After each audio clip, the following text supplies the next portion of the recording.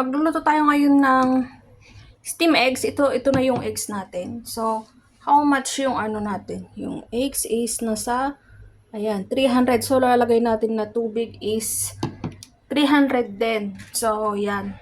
Lalagyan natin ng tubig na 600. Ayan. Yan. Kung gaano karami yung ating itlog, ganun din katumbas ng karami ng ating tubig.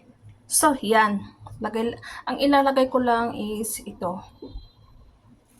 Itong ating, ayan, yung seasoning stocks. And then, yan. Ayan. Yung black na yun is yung black pepper. So, lagyan natin ito ng oil. Siguro is nasa 1 tablespoon yung oil niya. Ayan, mimix natin. Mix natin yan ng mabuti.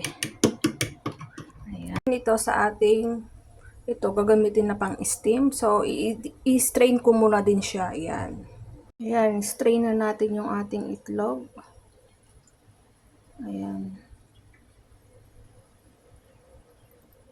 I-ano natin yan ng tinidor. Ayan, para bababa lahat. Ayan, iganito na lang natin.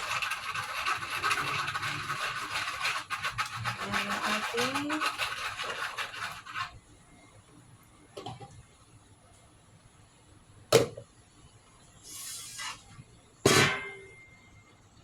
ating pag-steaman ng ating itlog. Madali lang itong maluto. Ayan. Ayusin natin. Ayan siya. Within 12 minutes, ayan, makikita natin yung resulta. And after ng within 5 minutes, ayan, dahil nga is gusto ko yung may design naman itong ating steam eggs, lalagyan ko ng whortberries. Ayan, ito, whortberries. Ayan, whortberries. And then, ganyan. Yung ating whortberries. Ayan. Ating steam eggs, yung outcome. Ayan.